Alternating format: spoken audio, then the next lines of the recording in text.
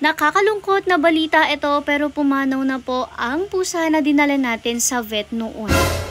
Hello Pack members! Welcome back to Husky Pack TV. Hindi ko kineri na lagyan ng energy yung ating intro sa ngayon kasi meron nga kaming hindi magandang ibabalita sa inyo. Anyways, I took this opportunity para nga sabihin sa inyo. Sakto kasi yung video nga po ngayon ay heto, nagkukulitan nga po etong dalawa. Lagi na nga ganyan ang ganap everyday. Basta nga po lumabas na yung ating mga rescue cats. Andyan na rin nga po ang ating rescue puppy na si Althea at for the laro po sila dyan palagi. Naging mag-best bud na nga talaga etong dalawang to. Pero yun nga guys, ang gusto kong ibalita sa inyo since marami na rin nga ang nagtatanong. Kinakamusta nyo nga sa amin yung kapatid ng pusang to na rescue din natin since alam nyo nga na dinala natin siya sa vet. Konting recap nga tayo. Bale ang nangyari nga daw sa kanya, nagkaroon siya ng parvo. Yun nga po yung lumabas sa test niya. Pero yung parvo is iba yung tawag kapag sa mga pusa. Pero kung sa aso ay parvovirus nga po yun at yun yung naging sakit niya. Pero hindi na lang nga po natin siya sa vet. Ikinonfine natin siya at doon nga po siya nagpapagaling. Actually, halos isang linggo na rin nga yata siya doon at syempre nag-update rin naman sa atin si Doc from time to time. Gustuhin man natin na dito siya magpagaling sa atin at bigyan-bigyan na lang ng gamot ay hindi pwede kasi nga po meron tayo ibang mga cats dito na maaaring mahawa nga po. Alam naman natin na mabilis rin talagang makahawa ang parvovirus, direct contact po kasi yun. Anyways, ayun na nga po, for almost a week andun siya nagpapagaling. Tapos nung minsan ibinalita pa nga sa amin ni Doc na nung isang umaga nga daw natuwa sila kasi kumain na ang pusa. Kasi naman dahil nga sa parvovirus niya, ang tagal rin niyang hindi kumakain. Kaya nga po siya may IV line. Pero one day nga po, nung umaga, ibinalita sa amin ni Doc na kumakain na nga daw siya. Kaya naman super happy rin talaga kami. Heto nga, nakuhanan pa siya ng video ni Doc nung kumakain na siya. And alam nyo ba, malaking step talaga sa kanila yung pagkain. Kasi ibig sabihin nun, feeling well na talaga sila. Naalala ko nga si Athena nung magka-parvo siya, talaga hindi siya kumakain. Pero nung mag-umpisa siyang kumain, doon na rin siya mag-umpisang gumaling. Kaya naman talagang super happy kami and very high hopes na talaga kami no nagagaling na siya dire-diretso. And that happened nga in the morning. Pero guys, eto na yung masamang balita kasi nung kinatanghalian, binalita sa amin ni Doc na wala na siya. Sobrang nagulat talaga kaming lahat, pati nga si Doc nagulat kasi nga ang lakas niya nung umaga to the point na nakakakain na siya. Konti lang nga rin yung binigay na pagkain sa kanya since hindi nga pwedeng mabigla at soft diet pa nga siya kaya malambot na canned food lang yung kinain niya. Kaya naman nagulat na lang kami na nung kinatanghalian ay nawala na nga siya. Siguro talagang yun na lang yung huling kain niya bago nga siya pumanaw. Sobrang sakit rin para sa amin kasi talagang inadopt namin siya thinking na mapapalaki namin sila, mapapagaling and mapapa-adapt sa family na magmamahal at mag-aalaga talaga sa kanila. Since alam nyo naman, ganyan ginagawa natin at nagawa natin sa iba pa natin mga rescued cats at lahat nga po sila ngayon may nagmamahal na. Yung iba nga sa kanila may mga anak na. Kaya naman nakakalungkot na hindi niya kinaya, hindi siya nakasurvive but still happy kami na yung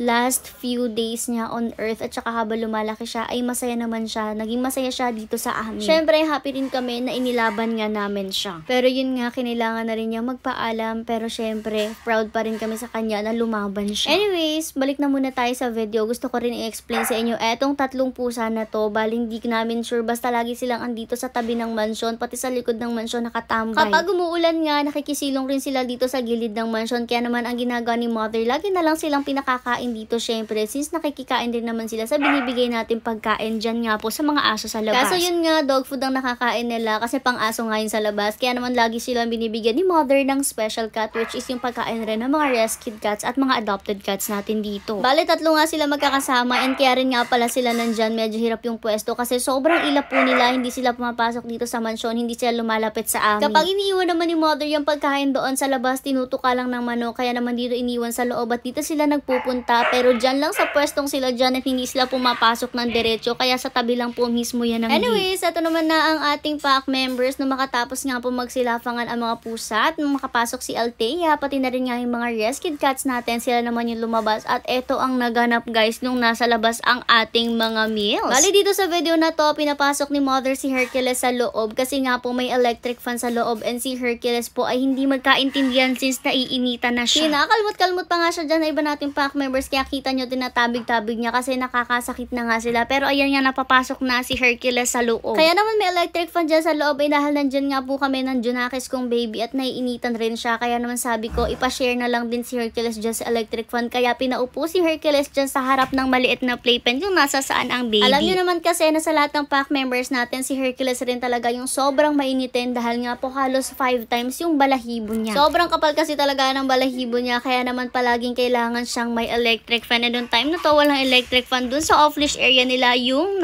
wall fan lang na nasa gilid. Gusto pa naman niya yung electric fan niya nakatutok sa face niya. Ito naman, sumigaw na sa loob ng pasok. At ibig sabihin nun, magsisipasukan na nga po ang ating mga pack members. Pero tingnan nyo, hindi sila makapasok kasi sinisilip nila si Hercules dyan sa loob at nandyan rin po si Achichi. Pero maya-maya pa tumakbo na rin sila sa gate, kaya naman si Mother binuksan na yung pinto para palabasin si Hercules. Pero naiwan niya dahil tumakbo si Hercules at nagsipasukan nga po ang mga hotdog na sunog. At dyan na nagumpisa ang paghuhulihan.